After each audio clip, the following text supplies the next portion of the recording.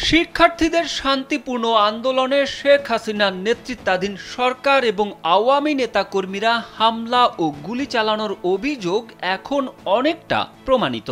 কারণ জাতিসংঘের মানবাধিকার বিষয়ক হাই কমিশনারের কার্যালয় OHCHR এর তদন্ত প্রতিবেদনে বাংলাদেশের 2024 সালের জুলাই আগস্টের বিক্ষোভে মানবাধিকার লঙ্ঘনের চিত্র তুলে ধরা হয়েছে।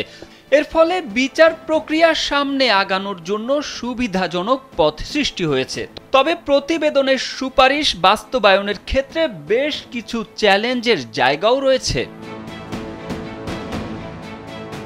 জাতিসংঘের এ প্রতিবেদনে বড় পরিসরে যে পরিমাণ তথ্য প্রমাণ জোগাড় করা হয়েছে সেগুলো সামনের দিনগুলোতে বিচার কাজ এগিয়ে নিতে কাজে আসবে বলে মনে করা হচ্ছে। ইডেন বে কক্সবাজার সমুদ্র সৈকতের উপর নিজেদের একটি ঠিকানা, মাত্র 5 লাখ টাকায় আপনিও হয়ে যেতে পারেন এই হোটেলের মালিক।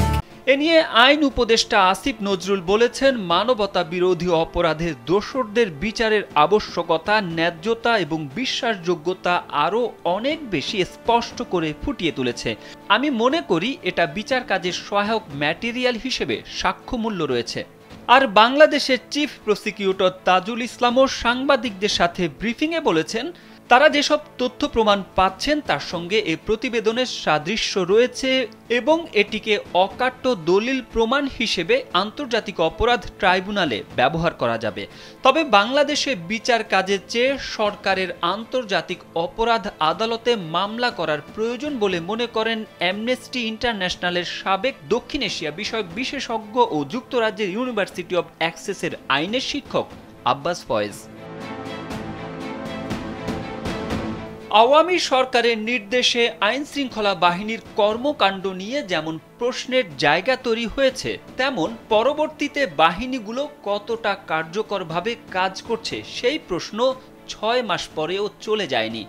সামনের দিনগুলোতে বাংলাদেশে জাতিসংঘের আরও বেশি উপস্থিতির মধ্য দিয়ে তাদের স্বতন্ত্র প্রতিষ্ঠান হিসেবে ভূমিকা রাখার ব্যাপারে আশাবাদ জানান জাতিসংঘ মানবাধিকার বিষয়ক হাই কমিশনারের দপ্তরের এশিয়া প্রশান্ত মহাসাগরীয় বিভাগের প্রধান রোরি মুনগোভেন।